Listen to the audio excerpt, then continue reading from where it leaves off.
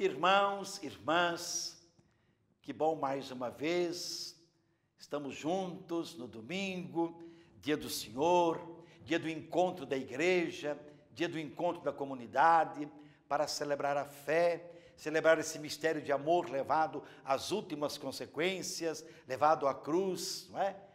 E que permanece para sempre como apelo para nós que seguimos aquele que foi crucificado e que por nós ressuscitou e vive no meio de nós. Estamos no 6º domingo do tempo comum, mais uma vez com o evangelista Lucas, no capítulo 6, versículos 17 e 20 a 26. Naquele tempo, Jesus desceu da montanha com os discípulos e parou num lugar plano. Ali estavam muitos dos seus discípulos e grande multidão de gente de toda a Judéia e de Jerusalém, do litoral de Tiro e Sidônia. E levantando os olhos para os seus discípulos, disse: Bem-aventurado vós os pobres, porque vosso é o reino de Deus. Bem-aventurados vós que agora tendes fome, porque sereis saciados. Bem-aventurados vós que agora chorais, porque havereis de rir. Bem-aventurados sereis quando os homens vos odiarem, vos insultarem, expulsarem, amaldiçoarem o vosso nome por causa do Filho do Homem. Alegrai-vos nesse dia e exultai, pois será grande a vossa recompensa nos céus, porque era assim que os antepassados deles tratavam os profetas. Mas ai de vós, ricos, porque já tendes a vossa consolação. Ai de vós que agora tendes fartura, porque passareis fome. Ai de vós que agora rides, porque tereis luto e lágrimas. Ai de vós quando todos vos elogiam.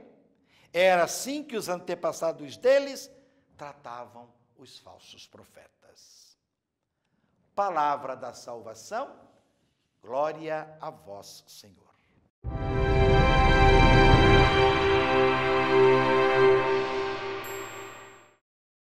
Minhas irmãs, meus irmãos, caminhando com a igreja, vamos percebendo que o ano litúrgico é um caminho de fé, um itinerário que nos leva a compreender ontem como hoje a pessoa de Jesus, o agir de Jesus.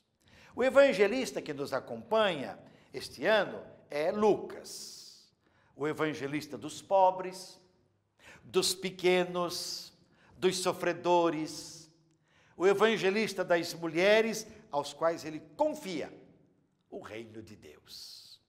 Diferente do evangelista Mateus, Jesus está na planície. Lá no Evangelho de Mateus, ele anuncia as bem-aventuranças, ele anuncia o projeto do reino da montanha. Aqui no Evangelho de Lucas, ele está na planície, junto ao povo. Quer dizer, ele está frente a frente com a multidão, sentindo a desafiadora realidade sofrida pelo povo.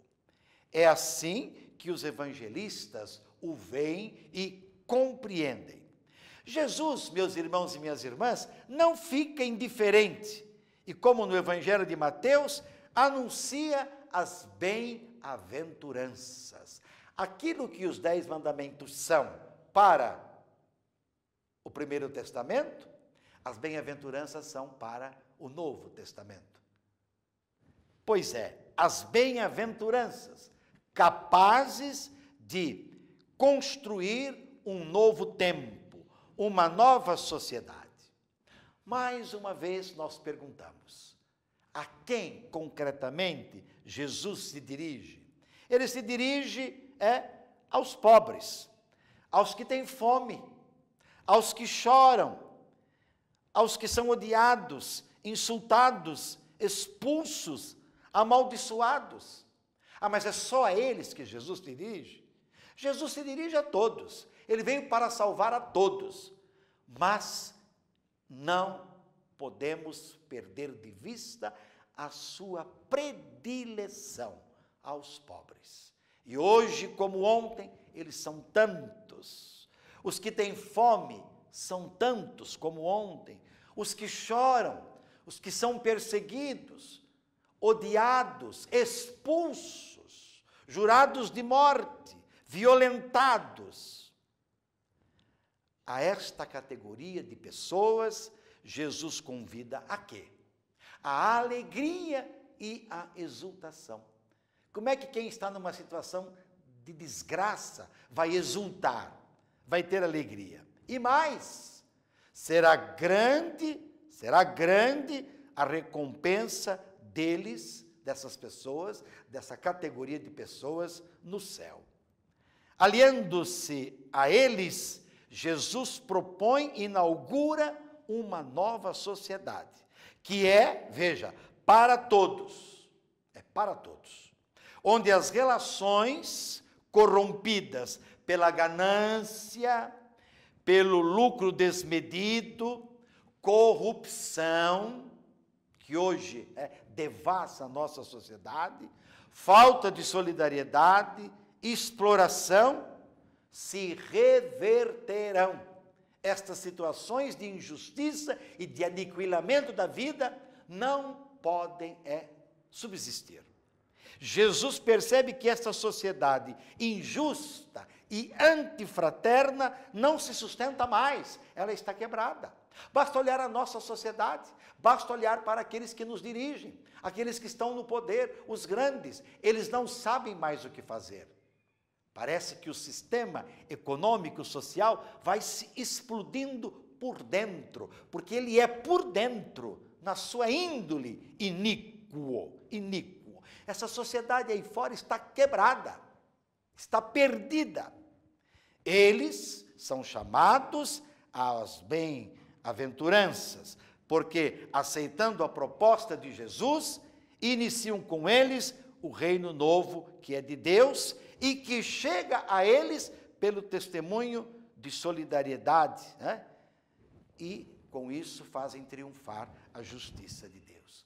Quer dizer, meus irmãos e minhas irmãs, sem a participação, sem o reconhecimento, sem o olhar, sem o compromisso com os últimos e excluídos, nós não teremos uma sociedade digna, nós não teremos uma sociedade justa, nós não teremos paz. Nós vamos ver crescer a violência e nós armamos a sociedade pensando que com isso vamos vencer a violência.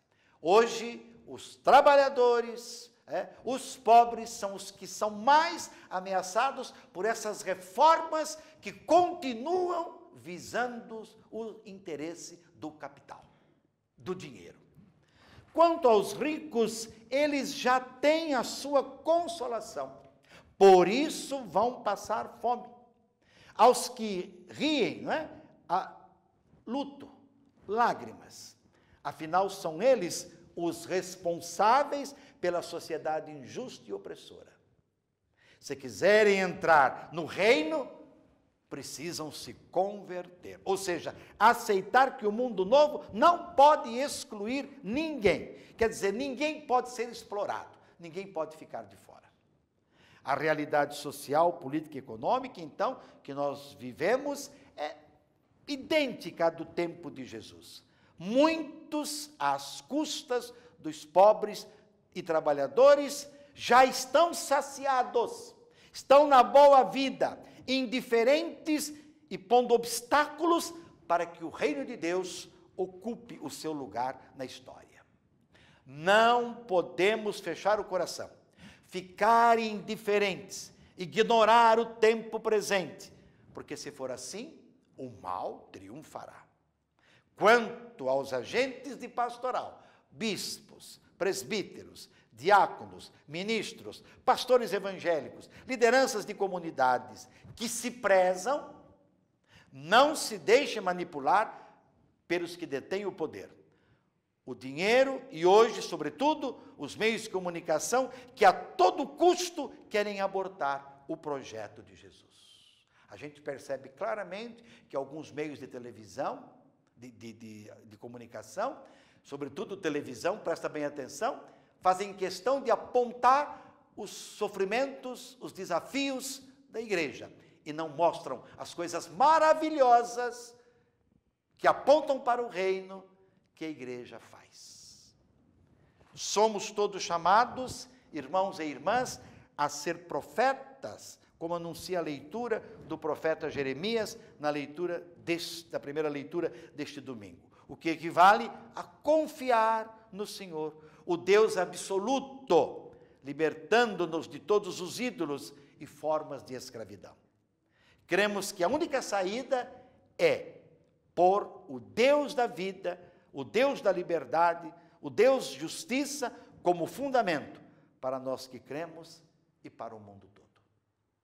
E sobre todos dessa bênção de Deus Todo-Poderoso, Pai, Filho e Espírito Santo, permaneça para sempre.